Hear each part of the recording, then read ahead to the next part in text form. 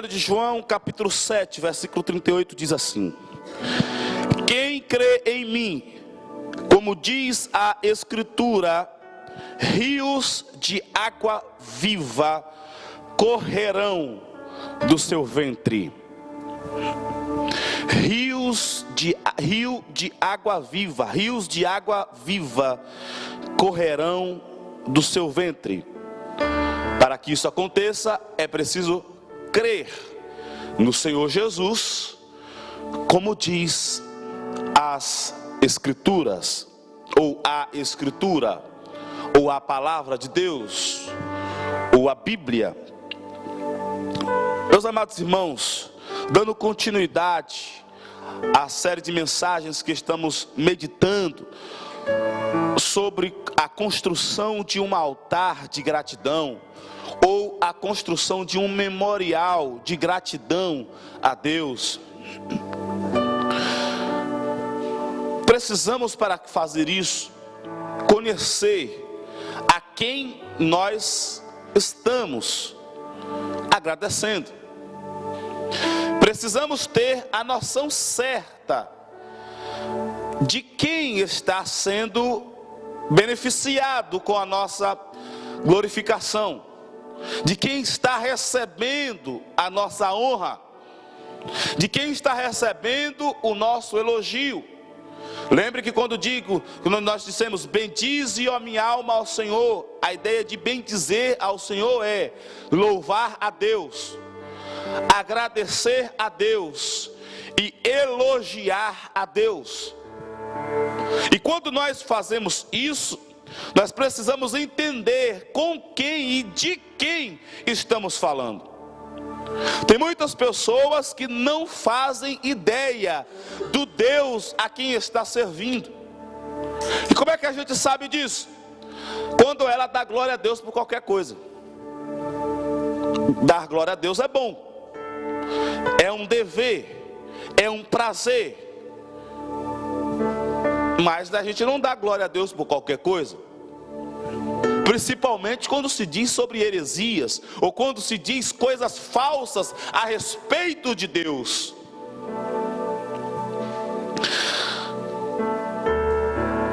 E o Senhor Jesus, ele vai fazer uma descrição clara, ele vai fazer uma exigência clara para aqueles a quem quer servir a Ele. No texto que lemos, no capítulo 7, João está narrando que os seus irmãos não acreditavam nele, os seus irmãos biológicos, ou os seus meios irmãos biológicos. Ele fala que Jesus vai para o templo na festa do tabernáculo e começa a ensinar. E quando ele começa a ensinar, começa a haver dissensão entre os judeus. Uns falam que ele é o Cristo, outros falam que ele não é o Cristo porque vem da Galileia. E aí eles começam a brigar mesmo por causa de Jesus, a fazer aquilo que nós aprendemos na primeira mensagem, a transformar na pedra de ajuda em pedra de tropeço, em transformar a Ebenezer em algo que seja tropeço para as suas vidas. Aí o Senhor Jesus está ensinando, está observando todo este cenário, todo o pensamento deles, está observando toda aquela confusão, e ele continua ensinando. Aí no último dia da festa, ele se coloca em pé, chama a atenção do auditório e diz: quem crê em mim, como diz a Escritura. E esta noite nós precisamos sair daqui com a certeza de que nós estamos acreditando no Jesus certo. Porque tem muita gente que está acreditando no Jesus que não é o certo. Ou é Jesus falsificado, ou é Jesus adulterado, ou não é nem Jesus. Nós temos várias fontes de conhecimento. E acerca de Jesus, as pessoas tropeçam em pelo menos duas fontes desse conhecimento. Não quer dizer que eles estão completamente errados, mas elas não podem ser a base do nosso conhecimento a respeito de Jesus. E quando nós colocamos a base nessas coisas, acabamos tropeçando nelas. A primeira base de conhecimento em que as pessoas estão tropeçando no conhecimento acerca de Jesus é a tradição.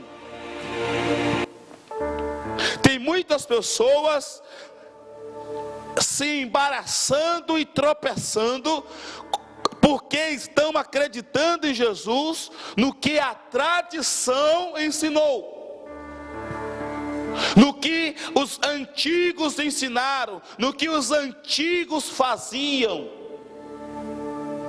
E isso pode ser um erro, porque se nós acreditamos, se nós apegamos à palavra que Paulo diz, olha, sejam meus imitadores, como eu também sou o imitador de Cristo, ainda vai lá.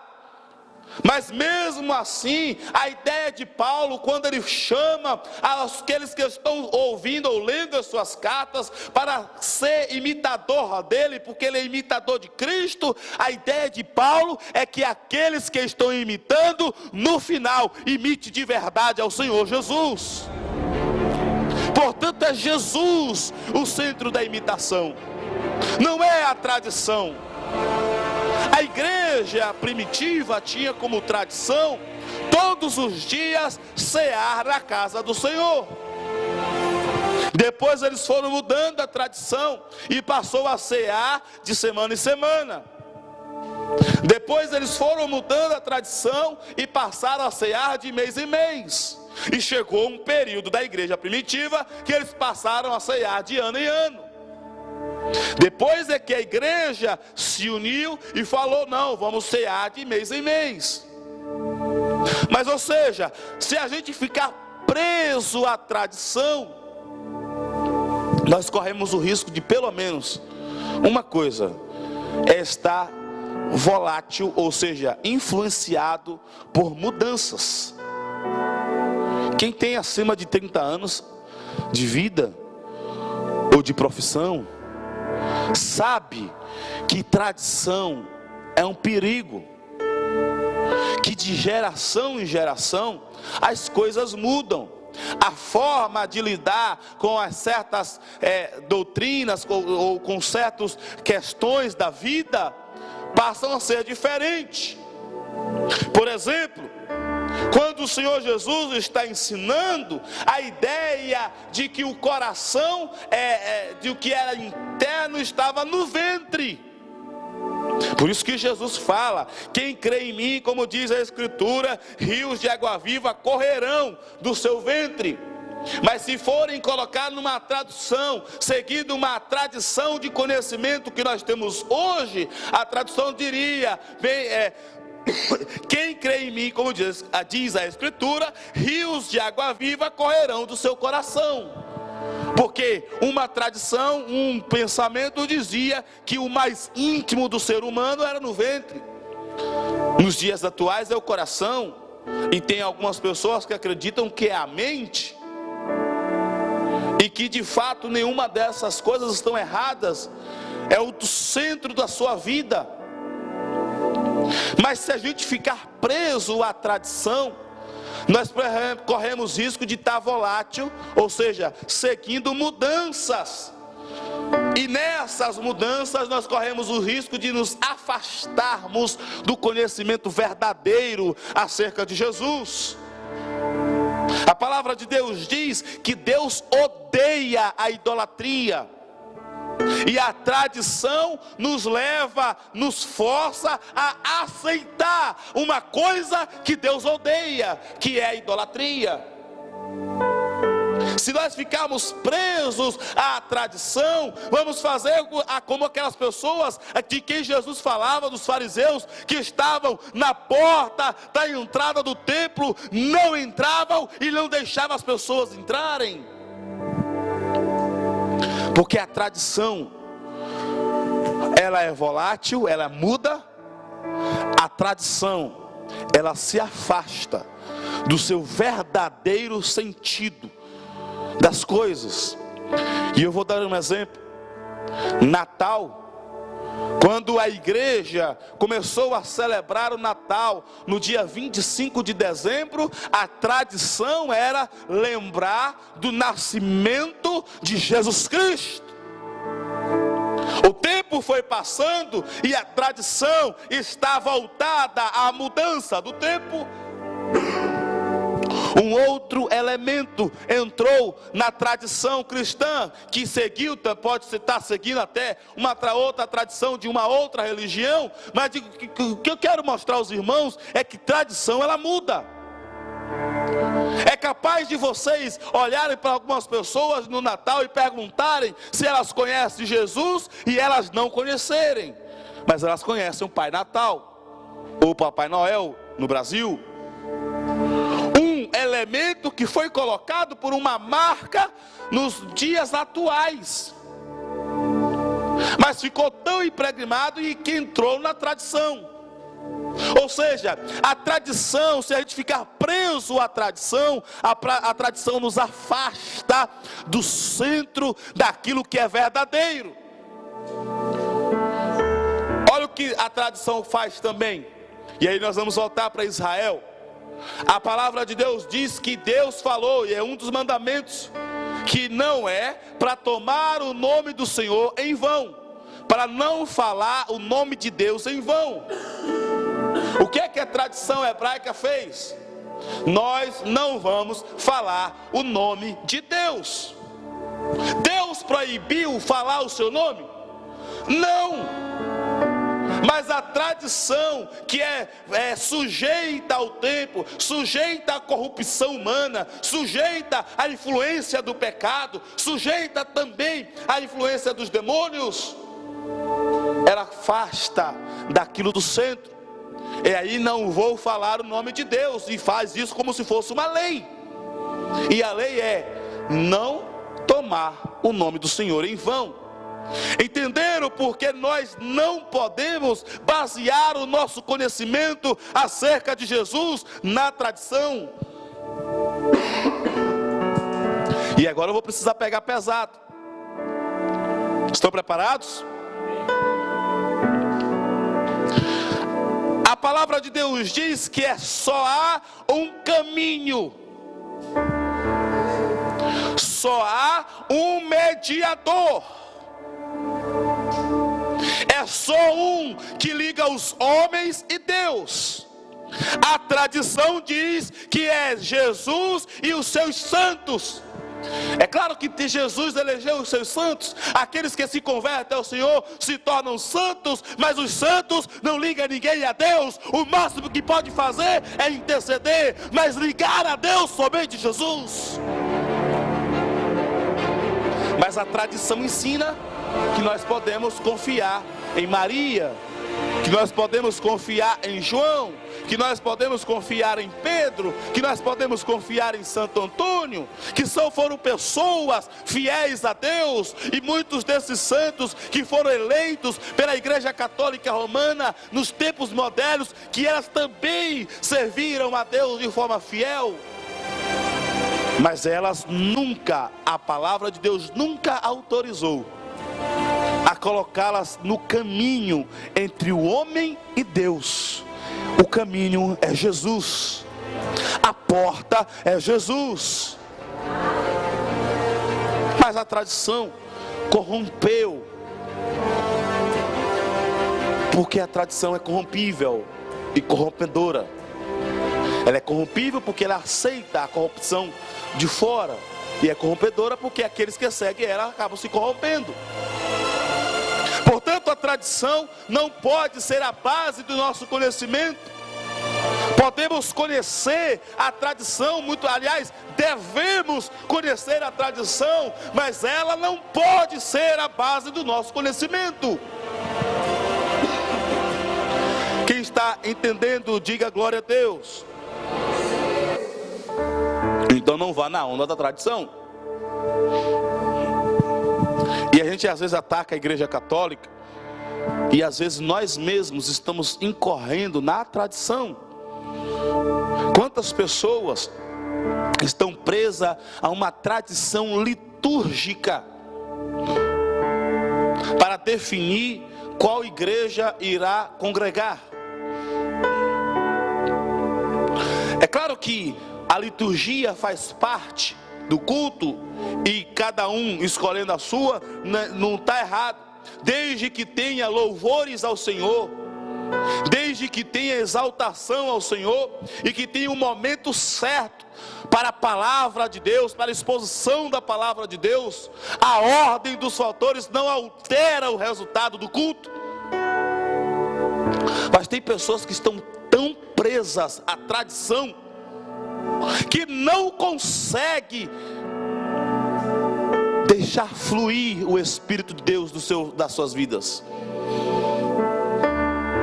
E no nosso meio eu ouço direto, não é uma, nem duas, três pessoas não, irmãos. Nós que somos assembleanos, nós, por exemplo, na Assembleia de Deus, por exemplo, no Brasil, a liturgia é bem diferente da nossa Assembleia de Deus, Fogo para a Europa, aqui na Europa. Mas quem disse que a liturgia definia a presença de Deus? A presença de Jesus. O que define a presença de Deus no meio do culto, a manifestação do Espírito de Deus, não é tradição, não é liturgia, é 2 ou 3 reunidos em nome de Jesus. Se você veio buscar a Jesus, você pode sentir Jesus ao seu lado. Se você veio buscar a Jesus, você pode sentir o poder de Deus na sua vida. A tradição não é confiável.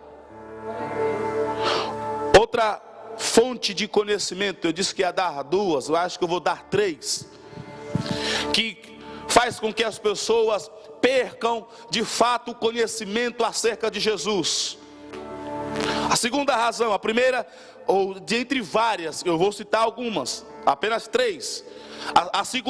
A primeira foi a tradição, e a segunda é experiência pessoal com Deus. E aqui vai ser forte. Lembra os irmãos, quando Jesus sobe para o monte, que ficou conhecido como Monte da Transfiguração, que ele vai com alguns discípulos, Pedro, Tiago e João, e chega lá, ele se transfigura, e aí aparecem Moisés e Elias, e Jesus conversando com eles dois. E Pedro, a palavra de Deus diz que ele nem sabia o que estava falando, nem o que estava acontecendo, porque estava dormindo. Jesus está lá orando, aí ele acorda com aquele movimento. Aí Pedro dá uma ideia, dá uma sugestão, que prontamente não foi acatada. Às vezes Deus não atende às nossas orações. Por quê? Qual era a oração de Pedro? Senhor, faz aqui tendas para o Senhor, para Moisés e para Elias. Esse lugar está muito bom. Esse lugar está maravilhoso. É uma experiência poderosa, sim ou não? Uma experiência sobrenatural que não sei se aconteceu outras vezes. Sim ou não? Você já lá imaginou, você está orando e encontra Jesus conversando com a autoridade espiritual e a autoridade política da nação. A maior autoridade política da nação, que foi Moisés, e a maior autoridade espiritual, que foi Elias.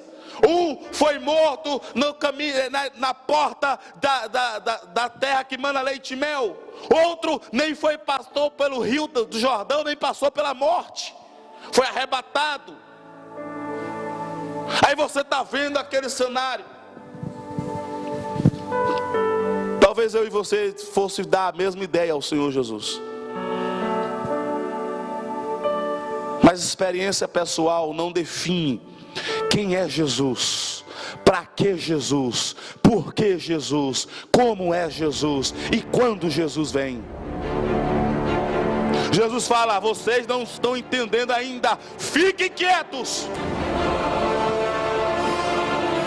que quando vocês receberem o Espírito Santo, vocês vão entender. Mas o que tem de gente recebendo experiência até de Deus e se confundindo e tropeçando em suas próprias experiências pessoais com Deus. Porque se a gente for olhar na Bíblia, aquele pedido nunca poderia ser feito, ou pelo menos nunca deveria ser atendido. Feito poderia ter, tanto é que foi feito. Não poderia ser atendido, porque aos mortos ou é juízo eterno ou é felicidade eterna. É uma só decisão, não pode mais. E outra, não há contato de mortos com vivos. Aí você fala: mas eles viram Moisés. Tiveram contato? Conversaram com Moisés?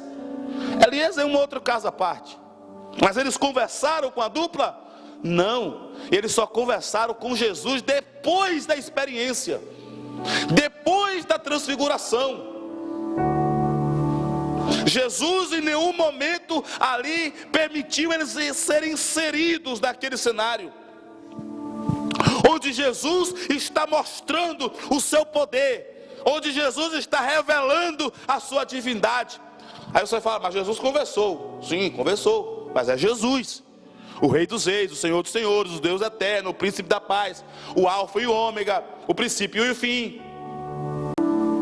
Jesus não deixou de ser Deus enquanto esteve na terra, enquanto homem, 100% homem. Ou seja, é um pedido que não seria atendido. Mas se a gente for pelas nossas experiências pessoais, nós podemos correr riscos de criar um conceito acerca de Jesus que não é verdadeiro. Olha como eles sairiam desse monte com uma série de heresias. Aliás, muito do que os espíritas falam acerca da sua doutrina passam por esse episódio, onde eles mesmos se contradizem neles mesmos.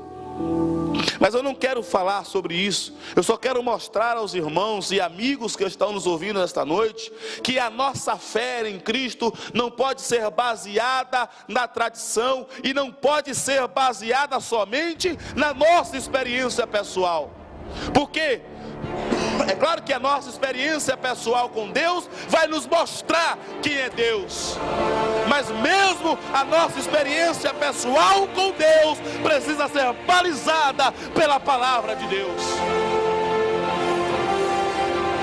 Paulo diz: se um anjo, e eu acredito que ele está falando anjo mesmo, mas há pessoas que falam que ele pode estar falando de um anjo, de algum pastor, de alguma autoridade em quem trouxe muitas revelações, chegar com outro evangelho deve ser considerado anátema.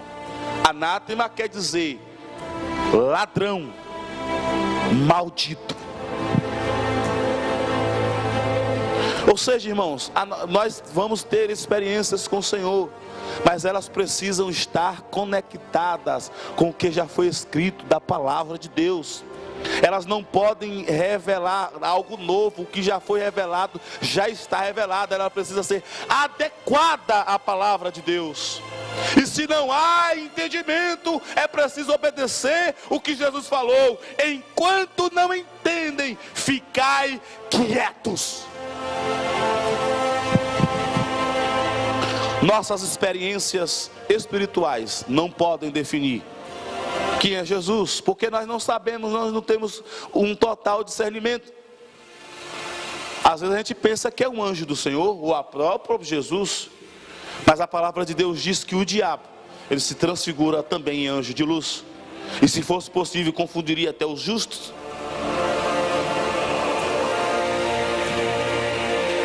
Portanto, conhecimento, a experiência pessoal não pode ser a base. Eu não estou falando que tradição não pode servir de apoio ao meu conhecimento acerca de Jesus. Eu não estou falando que a minha experiência pessoal não pode servir de conhecimento acerca de Jesus, mas eu estou falando que elas não podem ser a base do conhecimento. A terceira razão ou base de conhecimento, e eu estou incluindo ela agora, que nós não podemos fazer acerca de Jesus, é uma coisa que esta geração está fazendo com primor. E é para tudo, não é só acerca da fé, não é só acerca de Jesus, para tudo. Basear o seu conhecimento numa coisa chamada achismo. Tem gente que é doutor em achismo. Eu acho que é assim, eu acho que foi assim, eu acho que é tal, e acabou. Quando nossos pais foram ensinados que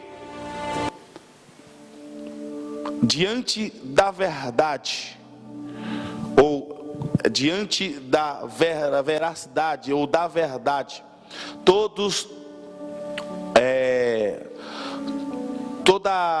diálogo, toda retórica deve ser descartada. Todo argumento é inválido. Se você encontra uma verdade e encontra argumentos contra a verdade é que deve ser prevalecer. E a palavra de Deus diz que nada pode ser contra a verdade a não ser pela verdade. A verdade é dona do conhecimento. A verdade é a verdade que liberta.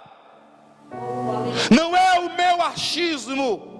Eu acho que, e nesta geração de internet, onde as pessoas veem uma coisa, muitas vezes em 99,99999% das vezes são informações adulteradas, e as pessoas acreditam e vai no machismo, e quando são confrontadas com a verdade, eles ainda ficam com machismo.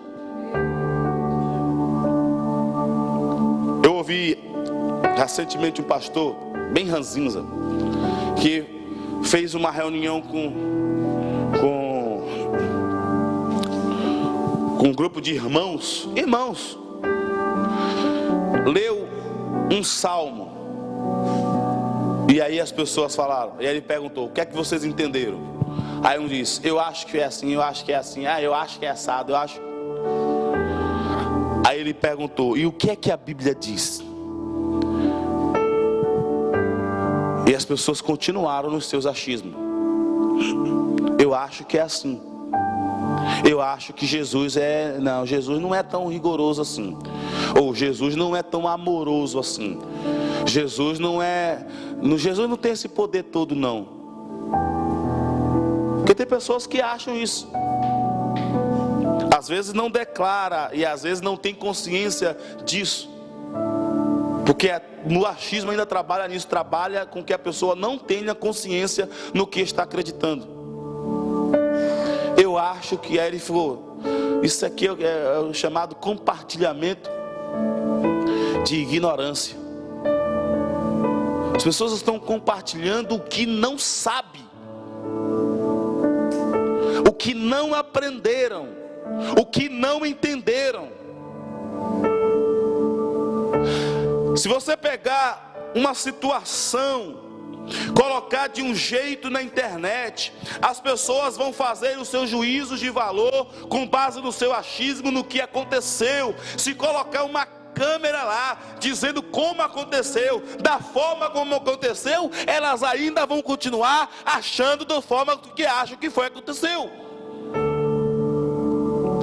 Certa vez, trabalhando, um jogador de futebol ligou, muito nervoso, com um repórter e com um editor de reportagem, que no caso era eu, porque publicou uma matéria dizendo que ele agrediu um colega de trabalho. Tinha imagem, tinha áudio e outras testemunhas também, não foi só nós. Mas ele ligou dizendo: não foi eu quem agredi, eu fui agredido, e a imagem diz totalmente o contrário. Tudo bem que imagem pode estar pegando o contexto de um lado, e muita gente foi nessa linha de defesa. As imagens mostrando de forma irrefutável, de forma sem qualquer forma de dizer ao contrário. Mas o achismo dela, porque estão cegadas na sua própria idolatria, no seu achismo, na sua ignorância, ficaram no achismo. Achismo não pode ser base. Se tradição, se experiência pessoal ainda pode valer alguma coisa na comunicação acerca de Jesus, achismo não tem vez. Não é o que eu acho, não é o que eu penso, é o que a Bíblia diz, é o que as Escrituras falou, é o que Deus determinou, é a palavra de Deus que é infalível, que vale. Se ela disse, o que eu penso está errado. Se ela fala, o que eu estou falando ao contrário está errado. Você pode até, a palavra de Deus diz que é para respeitar as autoridades, mas se as autoridades confrontarem a palavra de Deus, você tem autoridade para confrontar a autoridade, porque a palavra de Deus é quem vale. Então nós estamos falando sobre criar um altar de gratidão ao Senhor. E nós precisamos entender quem é esse Senhor. Porque muitas vezes nós estamos como muitos aquelas pessoas que estavam seguindo a Jesus, que clamavam por Jesus, que recebiam curas e milagres, mas não seguiam a Jesus. Não continuaram, não prosseguiram em conhecer a Jesus. Um exemplo claro disso foram aqueles 10 leprosos que oraram pedindo para cura, e Jesus deu o método para eles serem curados. 9 deles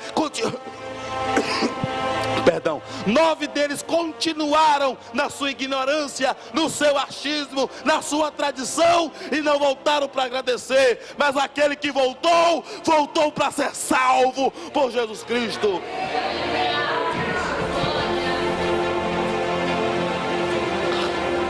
Tradição serve de alguma coisa, mas ela não pode ser base. Experiência pessoal serve de alguma coisa, mas ela não pode ser base. Achismo não serve de nada. Se você acha, você não sabe.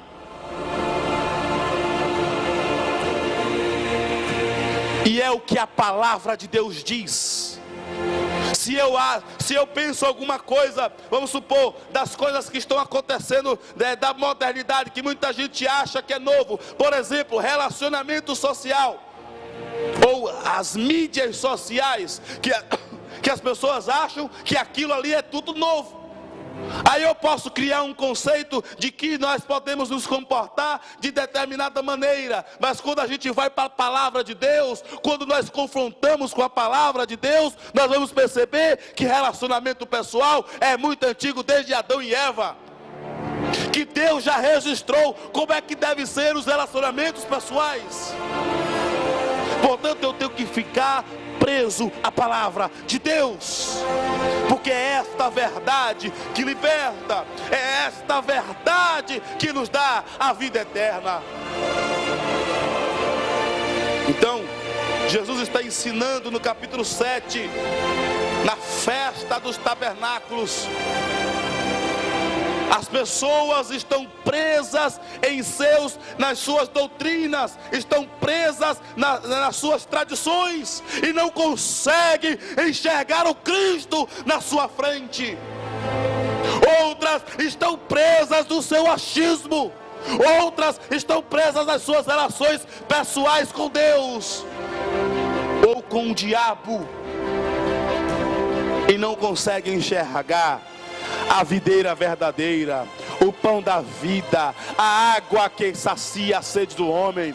Não conseguem enxergar o pastor, não conseguem enxergar o sumo sacerdote, não conseguem enxergar o Deus Todo-Poderoso, não conseguem enxergar o Salvador de suas vidas.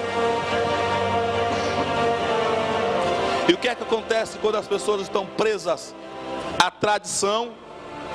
O que é que acontece quando as pessoas estão presas às suas experiências pessoais? E o que é que acontece com as pessoas que estão presas aos seus achismos?